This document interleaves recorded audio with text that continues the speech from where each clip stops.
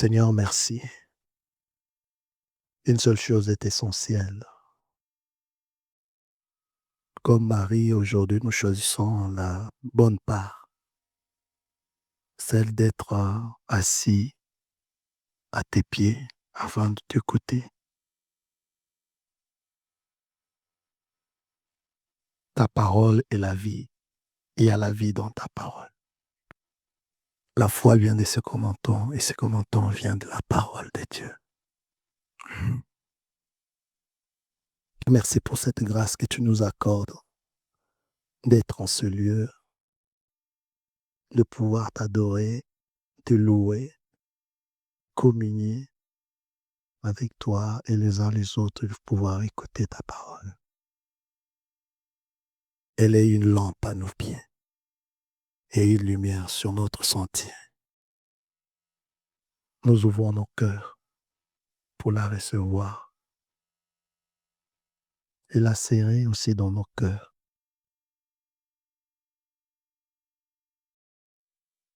afin de la pratiquer. Très cher Saint-Esprit, nous nous sentons incapables. Nous ne pouvons rien sans toi. Nous nous abaissons que Christ seul croisse. Nous apprécions ton ministère. Nous apprécions ton partenariat, ta collaboration. Nous prions, Seigneur, que tu puisses agir avec puissance pour confirmer ces paroles dans le cœur. Attends, Seigneur, tout ce que tu poursuis en nous. Nous savons que le but ultime de Dieu dans nos vies, c'est de nous amener à être comme Christ, à la ressemblance à Christ. Merci encore. Que toute la gloire te revienne. Au nom de Jésus le Christ. Amen. Amen. Gloire à Dieu. Nous allons ouvrir nos Bibles. Nous sommes toujours en train de parler de la foi. La foi qui est essentielle dans notre approche de Dieu. La foi qui doit devenir notre style de vie. Dieu dit, le juste vivra par la foi. La foi nous permet à saisir la grâce. Tout ce que Dieu nous a donné, nous le recevons par la foi. Et aussi, en fait, nous sommes dans un royaume, le royaume de Dieu. Ce n'est pas vraiment un royaume de demande. C'est le royaume de recevoir, de s'approprier et de prendre. Et la grâce, c'est tout ce que Dieu, dans son amour infini, nous donne ou a fait. Et il nous donne la foi pour nous approprier ces choses-là. Et la foi aussi, c'est un moyen de percevoir l'invisible et comprendre l'invisible.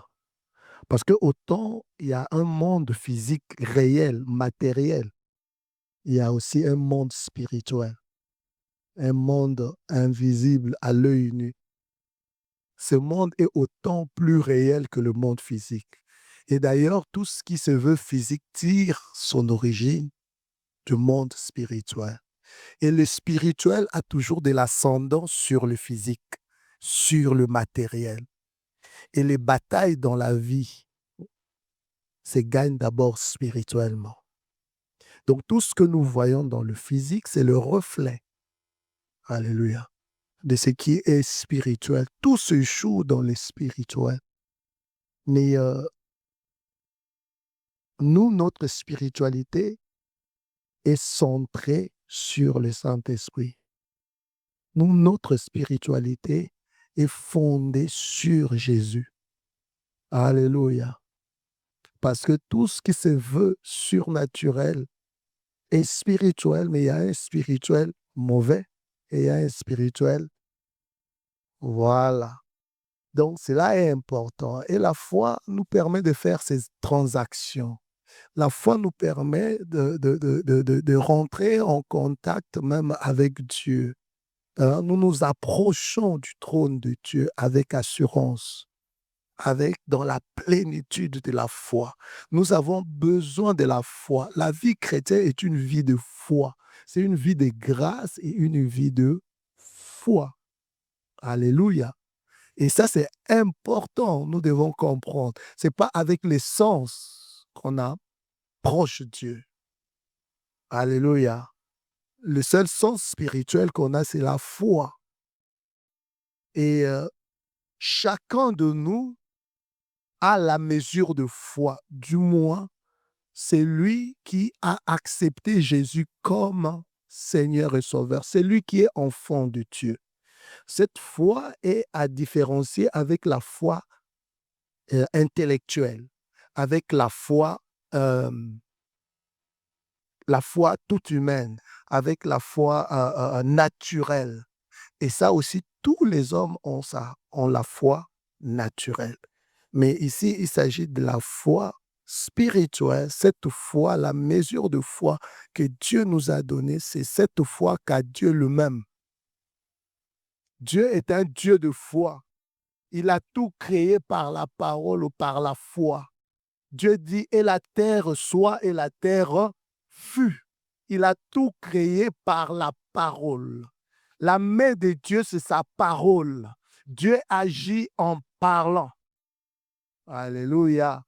Voilà pourquoi dans le mécanisme de la foi, nous n'avons pas tout simplement des révélations ou les pensées dominantes, mais nous devons aussi savoir affirmer notre foi par les déclarations de paroles de foi. Donc, il y a les pensées dominantes, la révélation, la foi vient de ce qu'on entend vient de la parole de Christ, c'est-à-dire de la parole révélée. Nous recevons des révélations, mais nous devons aussi proclamer, confesser ce que nous croyons. C'est en croyant du cœur et en confessant de la bouche. Et il y a aussi des actions correspondantes. Nous devons vraiment poser des pas de foi. La foi est démonstrative. Alléluia. Parce que j'ai cru, voilà pourquoi j'ai parlé. Parce que j'ai cru, cela doit m'amener à l'action. Hein, la foi ne nous rend pas passifs, indolents, paresseux. Non. La foi nous rend actifs. Je dirais même proactifs. Alléluia. La foi, ce n'est pas tout simplement attendre passivement que les choses changent d'elles-mêmes. Non, la foi nous met en mouvement. Est-ce que tu peux dire que la foi me met en mouvement? Peut-être il y a des choses qui n'ont pas marché jusque-là, c'est parce que tu n'as pas su mettre ta foi en marche. Alléluia. Que la gloire revienne au Seigneur. Et quand on parle de la foi, cet outil, ô combien important, quand on parle de la foi, c'est quelque chose de précieux. Donc, nous devons tout faire pour ne pas perdre la foi, garder la foi. Alléluia. Et la foi, c'est regarder à Jésus. La foi, c'est Jésus, en fait. Et nous devons tout faire pour rester, demeurer le regard fixé sur Jésus. Alléluia. Nous sommes fondés sur l'amour de Dieu. Alléluia. Nous avons la conscience de la justice de Christ. Et nous marchons par la foi.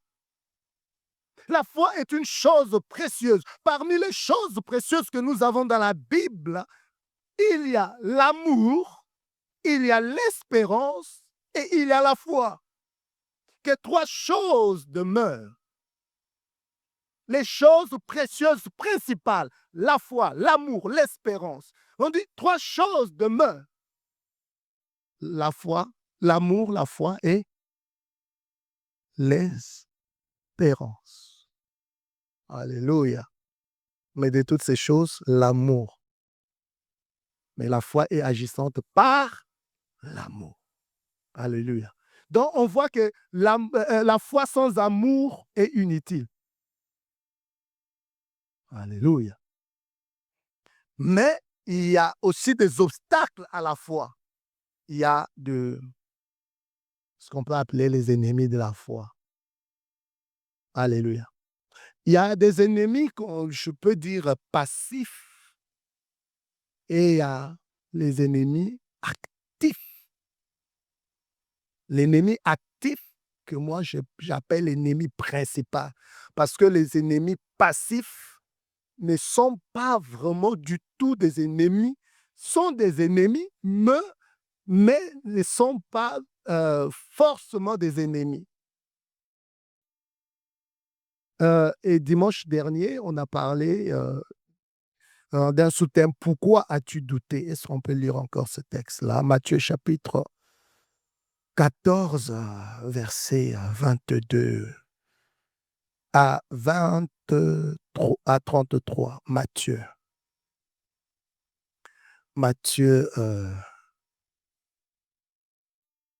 vous y êtes?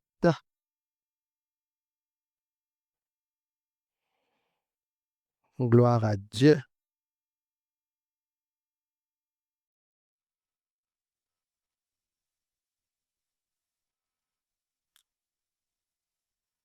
Matthieu chapitre 14, à partir du verset 22 à 33. Aussitôt après, il les obligea à monter dans la barque et à passer devant lui de l'autre côté, pendant qu'il renverrait la foule. Quand il l'eut renvoyé, il monta sur la montagne pour prier à l'écart, et comme le soir était venu, il était là seul. La barque, déjà au milieu de la mer, était battue par le flot, car le vent était contraire. À la 4e veille de la nuit, Jésus alla vers eux marchant sur la mer. Et quand les disciples le virent marcher sur la mer, ils furent troublés et dirent, c'est un fantôme. Et dans leur frayeur, ils poussèrent des cris. Jésus leur dit aussitôt, rassurez-vous, croyez, rassurez-vous, c'est moi, n'ayez pas peur.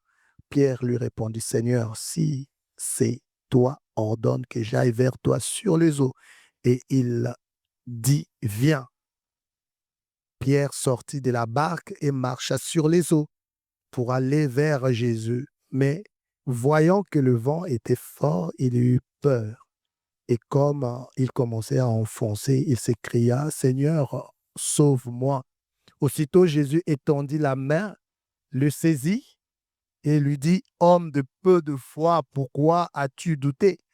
Et ils montèrent dans la barque et le vent cessa. Ceux qui étaient dans la barque vinrent se prosterner devant Jésus et dire, tu es véritablement le Fils de Dieu. Nous rendons grâce à Dieu. Pourquoi as-tu douté? Jésus dit à Pierre. Et nous aussi, dans notre marche, nous nous posons souvent des questions. Pourquoi? L'homme pose la question à Dieu. Pourquoi? L'homme pose la question à son semblable. Pourquoi? Et Dieu aussi nous pose la question. Pourquoi? Et quand Dieu pose la question pourquoi, c'est-à-dire il y a un problème de foi quelque part. C'est-à-dire on doute ou on ne croit pas. Et quand nous posons la question à Dieu pourquoi, c'est dans l'incompris. Lorsque nous ne comprenons pas, et de fois, il nous arrive à, à, à nous, à nous retrouver dans l'embarras. On a beaucoup cru, on a prié, les choses ne vont pas toujours bien, on a eu beaucoup d'espoir, et après on est découragé, on est fatigué. Pourquoi cela m'arrive-t-il? Pourquoi est-ce que les choses ne marchent pas? Je ne guéris pas. Pourquoi c'est tant compliqué? Je n'ai pas de victoire dans ma vie n'avance pas. Pourquoi que je ne trouve pas de solution à mes problèmes? Dieu me voit-il? Ne me voit-il pas? Pourquoi n'exauce-t-il pas à mes prières? Pourquoi?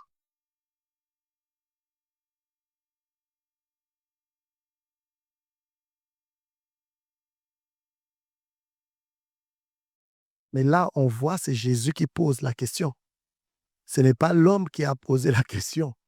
C'est Jésus qui pose la question à Pierre. Pourquoi as-tu douté? C'est normal de se poser des questions. Et nous devons nous poser aussi des questions. Il arrivera un moment, disons, dans ta marche même avec Dieu, tu vois les promesses de Dieu, tu vois la réalité de ta vie. C'est comme le jour et la nuit. Alléluia. J'aimerais tant soit peu que ma condition sur la terre se rallie à ma position céleste. On m'a dit que Dieu a tout fait en Jésus-Christ. On m'a dit que je suis... En fait, je ne manque de rien. Sa divine puissance m'a donné tout ce qui contribue à la vie et à la piété. Alléluia. On me dit que quiconque croit reçoit, qui demande reçoit. Mais j'ai fait de tonnes de prières. Est-ce que vraiment je n'ai pas de foi? Mais si je n'avais pas de foi, si je ne croyais pas en lui, je n'aurais pas utilisé tout ce temps-là à prier. C'est-à-dire, j'ai quelque part une espérance. Alléluia. Est-ce que cette parole est vraie? Ou bien que ça ne marche que pour certains et pas pour d'autres? Ah, mais je mérite à rassurer, cette parole est vraie, sûre et certaine. Cette parole engage l'intégrité de Dieu. Dieu n'est pas un homme pour mentir, ni un fils de l'homme pour se repentir. Ce que Dieu dit, c'est la vérité, que tous les hommes soient reconnus comme menteurs, que seul Dieu soit vrai. Alléluia. Mais pourquoi que les choses ne marchent pas? Un homme normal, sensé, doit se poser des questions. Alléluia. Tu te poses des questions et c'est en se posant des questions que tu peux aussi retrouver la réponse, la solution. Tu ne restes pas comme ça. Mais toujours est-il que ce que Dieu dit, c'est la vérité. La foi en la parole de Dieu marche. Je dis la foi à la parole de Dieu marche. La foi aux promesses de Dieu marche. C'est par la foi et la persévérance que les hommes ont hérité de promesses de Dieu. Persévère, continue à croire. Je dis persévère et continue à croire. Dieu, peut-être dans tout ce temps, est en train de mettre des ajustements dans ta vie. Tes jeûnes n'ont pas servi à rien. Alléluia. Ta consécration n'a pas servi à rien jusque-là. C'est comme dirait que le mal, ceux qui font le mal ne font que prospérer, prospérer, prospérer. Mais Dieu te changera la perception pour voir que les choses ne seront pas toujours les mêmes. Et la foi, ce n'est pas tout simplement pour les choses de la terre, mais pour les choses éternelles et invisibles. La vie sur la terre, ce n'est que... c'est court. Tout est éphémère. Tout est passager. Alléluia. Mais j'aimerais te rassurer. J'aimerais te dire que Dieu répond aux prières. Alléluia. Dieu exauce les prières. Mais nous devons reconsidérer nos voies. De foi, C'est tout simplement de la convoitise que nous manifestons dans la prière par la foi, ou la présomption par la foi. L'envie, ou ce n'est pas, ce sont que de besoins qui ne sont pas de besoins réels. Alléluia. Mais Dieu écoute les prières, Dieu exauce les prières. On voit, c'est Jésus qui, et dans ce texte, c'est Jésus qui les envoie à aller sur l'autre bord. Très important. Qui les a envoyés? C'est le Seigneur qui les a envoyés. Des fois, le Seigneur n'est pas alpha. Nous voulons qu'il soit Emmanuel et oméga. Alpha, oméga, c'est un tout. Hein? S'il n'est pas alpha, comment il va être oméga? Alléluia. Des fois, au départ, le Seigneur n'est pas là. Mais si nous sommes sages, nous ferons mieux de mettre le Seigneur au départ. Nous ferons mieux de chercher d'abord la volonté du Seigneur pour ce qu'on fait. Alléluia. Après, c'est toujours la même chanson. Et ça, c'est tout à fait normal, c'est humain. L'humain aime se plaindre. Seigneur, pourquoi m'as-tu abandonné? Mais tu n'as pas lu dans ta Bible, il a dit, je ne te délaisserai point, je ne t'abandonnerai jamais. Mais Dieu est avec toi véritablement si tu es dans l'obéissance. C'est lui qui leur a dit, allez sur l'autre bord. Alléluia. Donc c'est le langage. Seigneur, c'est toi qui m'as envoyé. Alléluia. Donc, des fois, avant de sortir les paroles, nous devons réfléchir. Alléluia. Dans le feu des émotions, les paroles sortent. C'est comme notre ami Élie. Élie s'est retrouvé après une intense activité spirituelle où la main de Dieu s'est déployée. Il a usé de son zèle. Le feu est descendu du ciel. Il a fait décapiter combien 450 prophètes de Baal, je sais pas, d'Astarté. Et si c'est 300 d'Astarté, après, Élie, épuisé,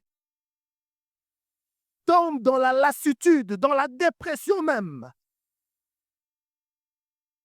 Parce qu'il y a une autre voix. Il a entendu une autre voix.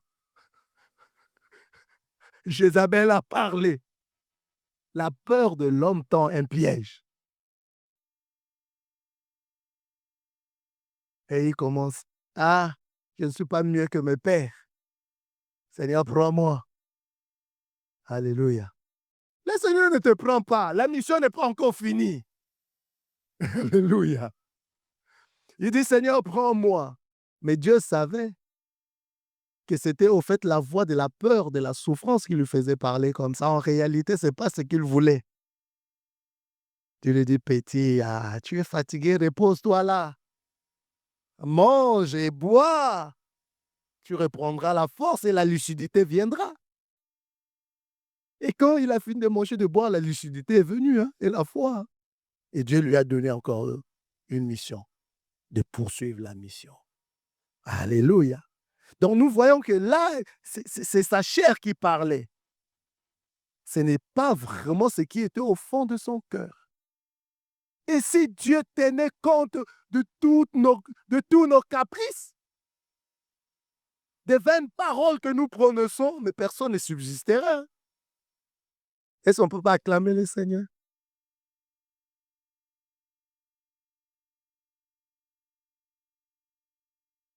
C'est le Seigneur qui les envoie. Gloire à Dieu. Mais arrivé quelque part au bon milieu de la mer, il y a un vent contraire, il y a une situation inconfortable, il y a l'adversité qui se présente. Alléluia. Ce n'est pas parce que tu es dans la volonté de Dieu que l'adversité ne viendra pas. Au contraire, ce n'est pas parce que tu es dans la volonté de Dieu que tout roulera comme sur les roulettes. Ce n'est pas parce que tu es dans la volonté de Dieu que tout sera facile. Il n'a jamais dit que ça sera facile. Il a dit que c'est possible par la foi. Il n'a jamais dit que le malheur n'atteindra pas le juste. Il a dit le malheur atteint souvent le juste. Mais la chose qui est merveilleuse, qui est magnifique, la chose, que cela ne s'arrête pas là, mais l'Éternel l'en délivre toujours. Pas quelquefois, tout. Oh, gloire à Dieu. Et s'il permet cela, c'est pour un but. Alléluia. S'il le permet cela, c'est pour un but. Dieu ne te délaisse pas. Dieu ne t'abandonne pas. Et quand nous lisons ce même récit dans Marc chapitre 6 là-bas, quand le vent contraire s'est levé au milieu de la mer, on nous dit que Jésus vit. C'est là. Jésus vit. Donc Dieu te voit. Dieu voit ce que tu es en train de traverser. Alléluia. Dieu voit, alléluia, tout ce qui se passe. Des fois, nous disons, Dieu, tu ne vois pas, tu ne vois pas. Il n'est pas aveugle, il n'est pas aveugle, il le voit. Dieu vit. Alléluia. Et Jésus vient à leur secours. Et quand il vient à leur secours, il remarque, il le confond. Il ne comprend pas que c'était lui qui venait à leur rescousse. Il le compare à un fantôme. Alléluia. Et Jésus les rassure toujours, c'est moi. Tu traverses des moments difficiles. Ou quand tu traverseras le moment difficile, parce que cela viendra. La vie est faite des épreuves, des drames. La vie est faite de beaucoup de choses.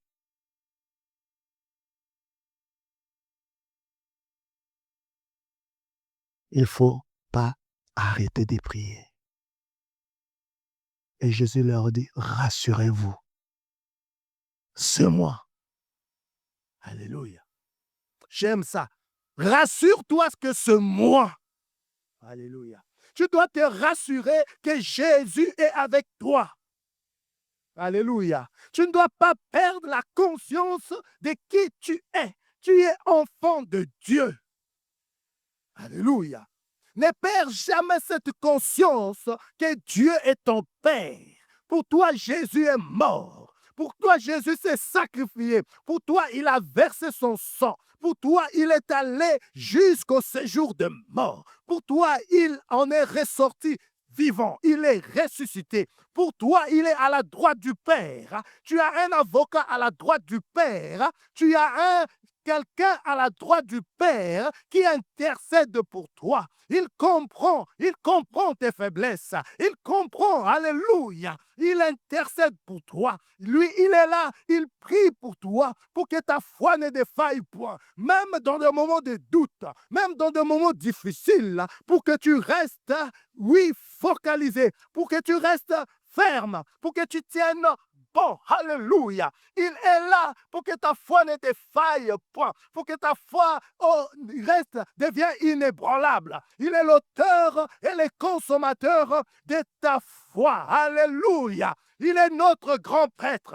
Nous avons un grand prêtre. Nous avons un souverain sacrificateur à la droite du Père. Un souverain sacrificateur miséricordieux. Un souverain sacrificateur compatissant. De quoi as-tu peur? Pourquoi es-tu désemparé? Alléluia. Jésus est à la droite du Père. Nous avons un grand frère. Nous avons un avocat. Nous avons un représentant. Alléluia. Et sur la terre, il ne nous a pas laissés seuls. Sur la terre, nous avons un défenseur. Sur la terre, nous avons le Saint-Esprit. Il ne nous a pas laissés comme des orphelins. Nous avons le Saint-Esprit. Nous avons quelqu'un qui nous guide. Nous avons quelqu'un qui nous conseille. Il est l'esprit de conseil et il est l'esprit de force. Nous avons le Saint-Esprit qui nous aide dans nos faiblesses. Nous avons le Saint-Esprit qui prie par des soupirs inexprimables. Nous avons le Saint-Esprit qui nous rappelle la paternité de Dieu. Nous avons le Saint-Esprit qui nous rappelle la fraternité de Jésus. Nous avons le Saint-Esprit qui nous soutient, qui nous fortifie. Nous avons le Saint-Esprit. Alléluia. Et nous avons la communion des frères. Nous avons l'église qui prie. Même pour ton problème, peut-être il y a un Chinois qui est en train de prier. Alléluia. Quand l'église prie, alléluia, Dieu se manifeste. Dieu se manifeste. Gloire à Dieu. Voilà pourquoi il ne faut pas s'arrêter de prier. Même au beau milieu de la mer, dans l'adversité, mon frère, il y a la prière. Tu peux prier. Gloire à Dieu. Gloire à Dieu. Et c'était tout à fait normal. Pierre dit, si c'est toi, ordonne que je vienne. Jésus-Christ dit, viens. C'est là où la foi est née. Il met le premier pas, le deuxième pas, alors qu'il avait le regard sur son Seigneur, sur Jésus, il remarque les circonstances, il remarque le vent, et c'est là qu'il commence à couler, parce qu'il a détourné ses regards de... Bien-aimé, si tu te détournes les regards de la parole de Dieu, si tu détournes tes regards de Jésus, tu regarderas que de mauvaises choses, les choses qui t'entourent, les circonstances qui t'entourent, et puis tu vas finalement te décourager. Dieu n'a jamais dit nous a jamais demandé de regarder même à nos semblables. Dieu ne nous a jamais dit de regarder au pasteur. Si tu regardes au pasteur, tu seras déçu. C'est une garantie. Dieu ne nous a jamais dit de regarder. Toi, femme, tu regardes à ton mari. Non. Dieu ne nous a jamais dit, toi, mari, tu regardes à ta femme. Alors, si tu regardes à ton mari, tu regardes à ta femme, tu regardes à un homme, regarde au Dieu de ton mari ou au Dieu de ta femme.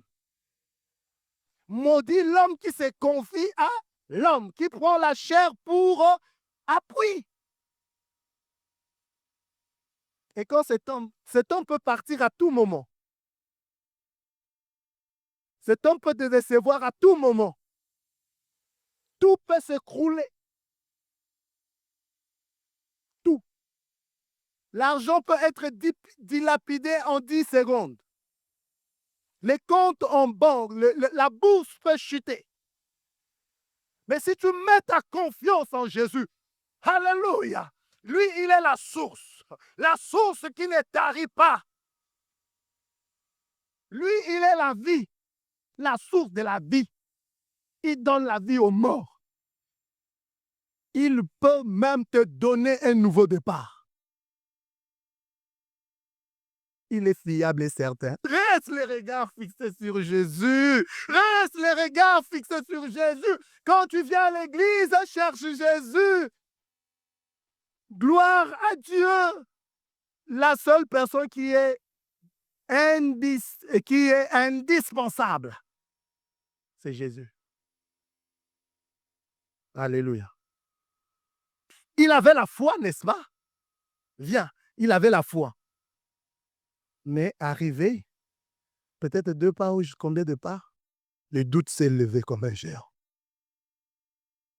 Alléluia. Pourquoi?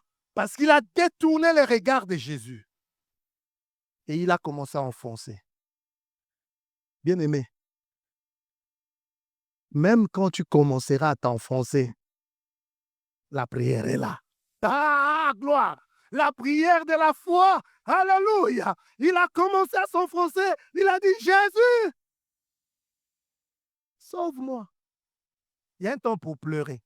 C'est pas grave. On m'a abandonné. On m'a rejeté. On a fait ça. C'est bien. Alléluia. Et sur tes larmes, il y a un temps pour pleurer. Il y a un temps pour essuyer les larmes. Tu dis maintenant, c'est bon. Ressaisis-toi. Crie à Jésus. Je dis crie à Jésus. Crie, il est le sauveur. Il demeure le sauveur. Crie à Jésus. Et il a dit, Jésus, sauve-moi. Et au même instant, Jésus l'a secouru. Alléluia. Voilà pourquoi la foi, le doute, n'est pas forcément l'obstacle de la foi. Parce que, au fait, on commence par la foi. Mais après, il peut y avoir des temps de faiblesse et on commence à considérer les réalités. Parce que le doute fait partie de la chair, de l'humain que nous sommes. Quand maintenant on commence à voir les réalités, le doute peut s'installer, la peur aussi peut venir. Moi, un homme de chair et de sang, marcher sur les eaux, mais un homme normal ne peut pas marcher sur les eaux. Vous voyez? Déjà, la réflexion, instantanément, mais je veux couler, je veux me noyer, ça ne se fait pas, il y a des requins là-dedans, je ne peux pas m'en sortir dans un laps de temps. La peur l'a envahi. Mais, vous voyez, le doute peut t'amener encore à crier à Dieu. Le doute, quand il y a les doutes, c'est-à-dire il y a des questions qui surviennent. C'est-à-dire, tu cherches la réponse. Tu cherches à comprendre. C'est comme Thomas. Thomas, lui, croyait en Jésus. Mais il n'a pas cru en la résurrection du Seigneur. Quand on lui dit, on a vu le Seigneur, il dit, si je ne vois pas. Donc, au fait, c'est beaucoup plus l'humain qui travaillait. C'est sa foi naturelle qui s'exprimait. Et il voulait des preuves. Alléluia. Mais pour autant, Jésus ne l'a pas repoussé quand il s'est manifesté. Là où je suis dans la faiblesse, je dois être dans l'humilité. Alléluia. La foi marche de pair avec l'humilité. La foi ne marche pas avec l'orgueil.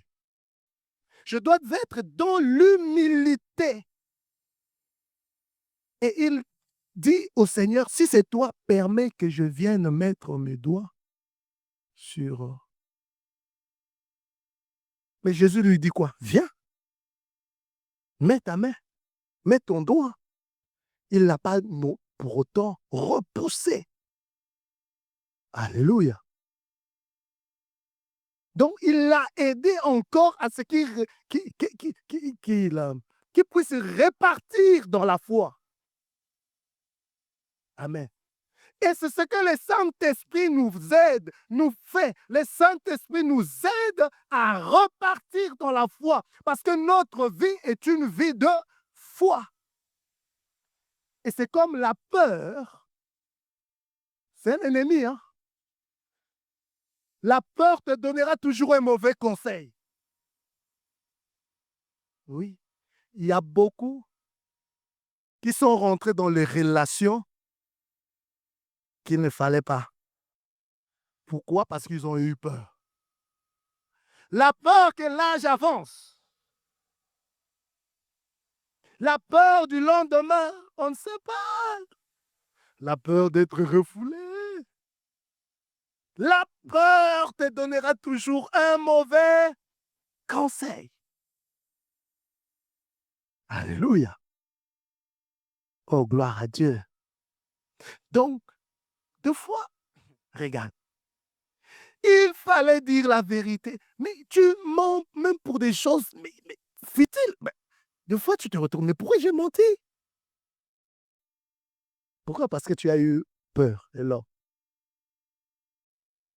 amen. Voilà pourquoi la Bible dit la peur tend un piège. Oui, Jésus n'avait pas peur de quoi que ce soit, parce qu'il savait qui il était. Mais la peur aussi peut te pousser à chercher Dieu.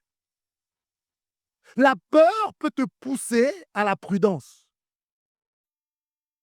Ça, c'est le côté positif. On dit, je crois, le roi Josaphat, dans sa frayeur, il demande à la nation tout entière de prier et de chercher Dieu. Mais la frayeur, c'est quoi? C'est une peur extrême. Donc, dans la peur, pourquoi deux fois, nous, dans l'ensemble, ce sont des prières de peur. Donc, deux fois, il faut que je prie, sinon les choses ne vont pas bien aller et tout. Alléluia. Il faut que je prie, sinon Dieu va m'abandonner. Mais non, c'est faux. Alléluia. La prière est d'abord une communion. Sors de cette attitude de prier tout simplement pour chercher la main de Dieu. Commence à prier pour communier avec Dieu. Dieu est ton Père. Alléluia. Quel est cet enfant qui viendra tout le temps auprès de son Père tout simplement pour que son Père puisse satisfaire à ses besoins? Mais déjà, le papa comme tel, le père, un vrai père, il sait ses responsabilités. Alléluia. Donc, pour remplir ses responsabilités, pas forcément qu'on lui demande. L'enfant a besoin du lait. Hein? C'est pas ça. L'enfant a des besoins. Un père responsable, il remplit ses responsabilités. Pas forcément qu'on vienne lui rabâcher tout le temps. Non, non, non, non, non, tout le temps. Non. Alléluia. Oh, gloire à Dieu. Donc, mes amis, la peur peut nous pousser aussi à prier. Et Josaphat, dans sa frayeur, jeûne, prière, il cherchait la face de Dieu. Il y a certaines circonstances, Dieu le permet pour nous rapprocher de lui. Alléluia. Là, ça c'est le côté positif de la peur. Mais que ce soit la peur, le doute, dans l'ensemble, sont des géants qui se lèvent, qui s'opposent, qui bloquent les obstacles à la foi. Nous devons nous libérer de peur. Alléluia. Il y a des peurs normales et il y a des peurs anormales. Par exemple, la peur du lendemain, c'est une peur anormale. La peur des quand diront-on, c'est une peur anormale. Même la peur de l'enfer, c'est une peur anormale pour véritablement l'enfant de Dieu. C'est lui qui est enfant de Dieu. Tu ne peux pas vivre dans des phobies. Sois libre. Alléluia. La peur de Dieu. Pour un enfant de Dieu, c'est une peur anormale. On ne peut pas avoir peur de Dieu. On a crainte de Dieu. C'est la révérence, le respect qu'on doit manifester auprès de Dieu. Mais tu n'as pas peur de Dieu. On craint Dieu. La peur des démons. Avant de dormir, plaide le son. Il faut que le son soit imbibé. La chambre soit imbibée du sang de Jésus pour te rassurer que non, là, je peux maintenant bien dormir. Alléluia. Tu es enfant de Dieu. Tu dois affirmer ton autorité, ton identité d'enfant de Dieu. Alléluia. Il y a des peurs anormales. Ce qui est normal, c'est la crainte de Dieu. Nous devons craindre Dieu. Nous devons prendre position sur la parole de Dieu. Prends position pour Jésus. Prends position pour la parole de Dieu. Ne sois pas un pied dedans, un pied dehors. Non. Prends position. Nous avons nos valeurs. Nous avons nos normes. Nous avons notre style de vie. Ce qui nous distingue. Oh non, ça là, parce que tout le monde le fait, moi aussi je dois être comme ça. Parce que tout le monde flirte, moi aussi je dois le faire. Hey, tu es enfant de Dieu. Parce que tout le monde est infidèle, moi aussi. Non, tu es d'abord enfant de... Dis, je suis enfant de Dieu. On dirait que tu n'es pas sûr. On acclame le Seigneur.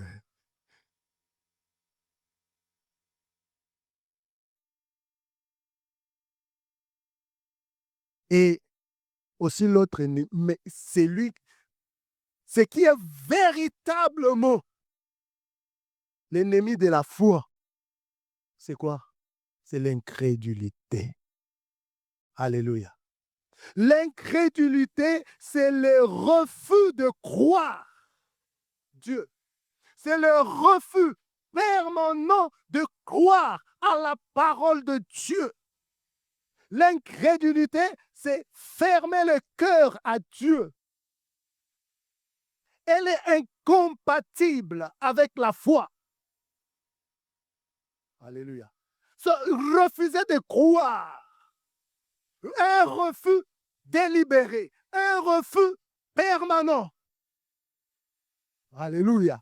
C'est ça l'incrédulité. Et l'incrédulité engendrera toujours la désobéissance. Mais le doute n'engendre pas toujours la désobéissance. Le doute, mais parce que je ne comprends pas, je me pose des questions. Le doute peut survenir. Et regardez, Pierre était dans la foi. Ou Thomas était dans la foi. Pierre est tombé dans le doute, la peur, mais après la foi est revenue. Alléluia. Mais celui qui ne croit pas, alléluia. Jésus disait toujours aux gens, crois, crois seulement, crois, crois, crois, crois. Les doutes, c'est un combat intérieur. Ce n'est pas l'opposé direct de la foi, mais l'incrédulité, c'est l'opposé direct de la foi. Alléluia. Oh, gloire à Dieu. C'est comme quelqu'un qui a dit, je crois, mais viens au secours de mon incrédulité. Alléluia. Il dit, je crois, viens au secours de mon incrédulité. Donc la foi était là. Alléluia. Mais c'était l'incrédulité qui le menaçait. Comme un géant qui te défie. Alléluia. Il a confessé sa foi en Jésus. C'était une foi sincère. Jésus ne le rejette pas. Il dit, malgré que l'homme avait le doute, mais il avait honoré Dieu, Jésus, par sa foi. Alléluia. Mais par contre, l'incrédulité, c'est l'ennemi direct de la foi. Nous devons nous débarrasser de l'incrédulité. Lisons un passage. Hébreux chapitre 3, verset 12 et puis Hébreux chapitre 13, verset 58 rapidement.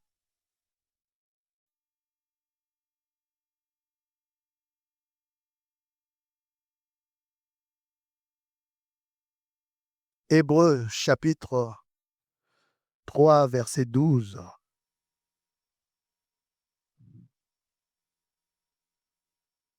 Hébreux chapitre 3, verset 12. J'ai trouvé. Prenez garde, frères, que quelqu'un de vous n'ait un cœur mauvais et incrédule, au point de se détourner du Dieu vivant. L'incrédulité se détourne de Dieu. Amen. Hébreux chapitre 13, verset 58. 13, verset... Attendez. Il n'y a pas de verset 58. Hein. Le verset 18 dit quoi?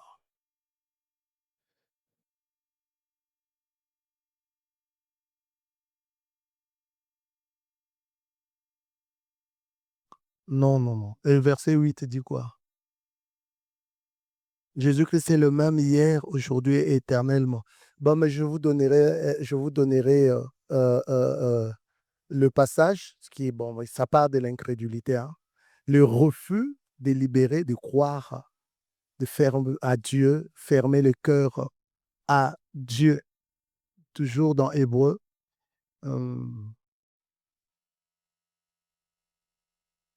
Le pasteur va nous chercher un autre passage à part ce passage-là. Alléluia. Donc, nous voyons qu'il y a des ennemis directs de la foi et il y a des ennemis indirects de la foi. Est-ce qu'on peut acclamer le Seigneur?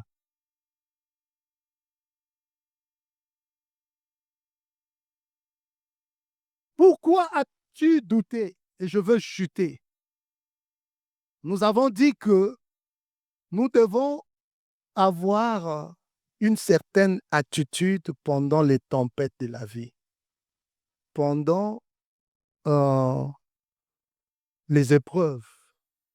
Si nous subissons l'action de vent contraire, nous devons rester dans la foi, rester les regards fixés sur le Seigneur. Et nous avons établi une première vérité, que être dans la volonté de Dieu, je l'ai dit, servir le Seigneur ou prier ne nous exempte pas des difficultés, des tempêtes de la vie. Alléluia. Mais la deuxième vérité qui ressort de ce texte, de ces récits, est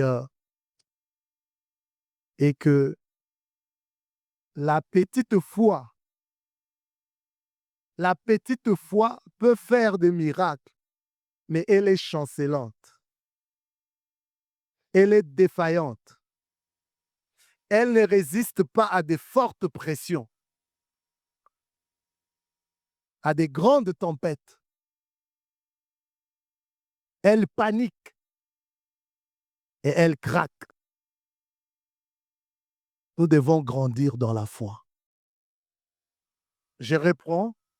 La petite foi peut faire des miracles, mais elle est chancelante.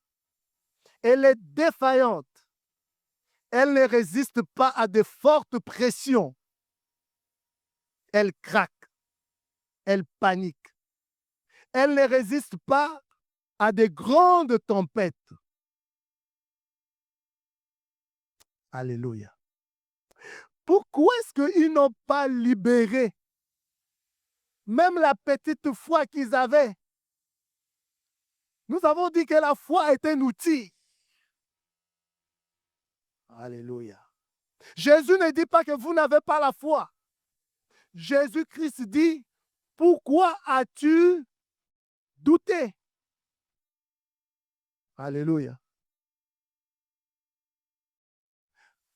Tu as la foi, tu dois apprendre à libérer cette foi. Même face aux circonstances qui se trouvent devant toi, tu dois apprendre à libérer cette petite foi. Dieu nous dit que rien ne peut nous subvenir qui ne soit, aucune tentation peut venir à nous si cela est au-delà de nos forces, si c'est au-delà de nos forces, il va faire quoi? Il va nous donner la force pour faire face à cette tentation. Donc, ce n'est même pas une question de petite foi. Même avec cette petite foi, il pouvait quand même résister à la tempête. Nous sommes dans une marche. Nous ne devons pas nous permettre à rester toujours des bébés. Nous devons grandir. Il n'y a pas de croissance ou de maturité spontanée. Alléluia. Mais il nous faut la croissance, il nous faut grandir, même la mesure de foi que nous avons en réalité, c'est la manière de puiser, de libérer la foi. Plus tu libères cette mesure de foi, plus tu auras de victoires dans ta vie. La Bible dit, la victoire qui triomphe du monde, c'est notre foi. Nous devons apprendre à libérer la foi que nous avons. Pourquoi ils n'ont pas pu libérer cette petite foi qu'ils avaient? C'était à cause de la peur. Dieu dit à Josué, fortifie-toi, prends courage. Dieu te dira toujours, fortifie-toi, prends courage. Alléluia. Dans cette situation, ma sœur, fortifie-toi, prends courage. Relève-toi, fortifie-toi, prends courage. Même avec cette petite foi, tu peux faire de grandes choses. Alléluia. Et quand cette foi craquerait, reste le regard sur le Seigneur. Crie au Seigneur, crie à son secours et il viendra. Alléluia. Ne reste plus à terre, relève-toi, continue à marcher. Ne reste plus à terre, essuie tes larmes, serre-toi de cette foi, continue à faire confiance à Dieu. Hier, ça n'a pas marché, mais personne ne te dit que demain, ça restera pareil. Ces Égyptiens-là que vous voyez, vous ne le verrez plus jamais. Alléluia. Il y a un temps où les Égyptiens étaient les plus forts. Il y a un temps où les Égyptiens étaient les plus vigoureux, les plus vaillants. Mais il y a un temps où ils se sont retrouvés dans la faiblesse. Il y a un temps où les murailles de Jéricho étaient infranchissables, mais il y a un temps où ces murailles ont été écroulées. Alors je te conseille de continuer à toujours faire confiance à Jésus. Tu peux libérer cette foi. Le juste vivra par la foi.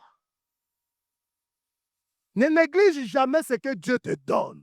Tout ce que Dieu te donne est précieux. Tout ce que Dieu te donne est bon. La Bible dit, toute grâce excellente, tout don parfait descend d'en haut chez le Père de lumière, en qui il n'y a point de changement ni ombre de variation.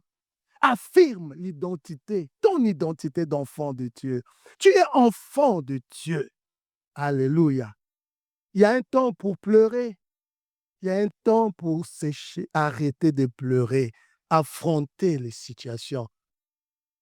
Ce que tu ne gagneras pas, tu n'affronteras pas, tu ne pourras jamais le gagner.